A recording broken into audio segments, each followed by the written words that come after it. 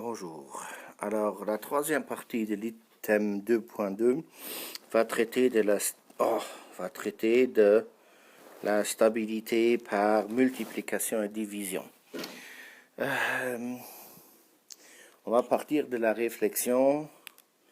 À nouveau, 4 fois x est égal à 24 pour passer à la représentation symbolique, où j'ai alors un tout qui représente 24. Alors, dans la première étape, peut-être, on va mettre 2 billets de 10 et 2 billets de 2. Dans la deuxième étape, alors pourrais la faire comme animation, parce que si on le fait passer aux élèves, c'est peut-être un peu trop compliqué pour mettre en place les outils, parce que dans ce cadre-ci, il faudra décomposer les 10 et les billets de 10 et les billets de 2 en 4. Donc là, j'ai 4 fois x. Et alors, ce que je fais, en fait, là, j'ai pris le gros 4 fois x et je l'ai divisé en 4. Donc, je divise par 4.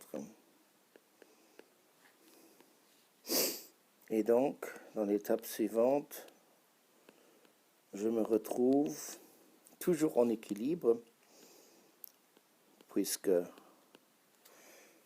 etc. Donc, je trouve 1 fois x est égal à 6, ou x est égal à 6. Donc, on a constaté que et ce 6, c'est bien une solution de la première équation. Et donc, on a trouvé en divisant les deux membres par 4. On pourrait faire la même chose avec qu'est-ce qui se passe si j'ai x est égal à x sur 4 est égal à 5. Alors à ce moment-là, voilà, c'est bien d'avoir choisi l'inconnu comme cercle, parce qu'on pourrait prendre alors un quart de cercle. Peut-être laisser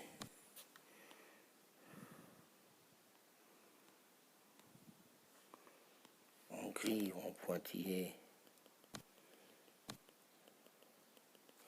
le reste de l'inconnu.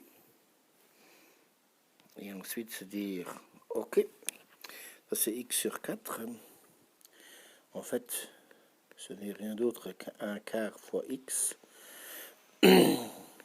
C'est un quart de cercle, donc un quart de l'inconnu. C'est le quart de cercle, d'où ça vient. Même sans avoir traité à fond les fractions, on peut passer par cette analogie-là. Et là, il est clair que pour passer, alors ensuite, au disque complet, il faudra que je multiplication par 4. Ici, je vais mettre une division par 4. Donc, je vais me retrouver un quart. X est égal à 5. Je vais multiplier ici par 4. Et ici par 5. Donc, un quart fois quart, ça, 4, ça fait 1 fois x est égal à 20. Et ensuite, je n'ai qu'à remplacer là-dedans pour contrôler cela. Alors, on va faire ensuite des exercices d'entraînement. À nouveau,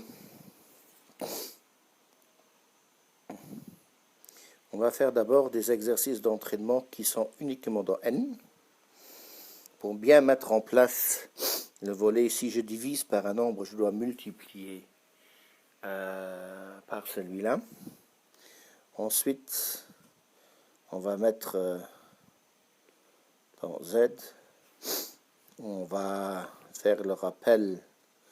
Si je divise par moins 4, c'est en fait, je divise par 4 et je multiplie par moins 1, donc la règle du signe. et sinon par z dans Q. Là, on va rappeler que divisé par un nombre, par une fraction, c'est multiplié par la fraction renversée. Donc, pour mettre en place ces exercices-là. Et à nouveau, à la suite de ces exercices-là, on va mettre en place la conclusion. La conclusion, soit que l'élève vienne de 1, de 2 ou de 3, la conclusion est toujours la même. Les solutions d'une équation ne sont pas modifiées si l'on multiplie ou divise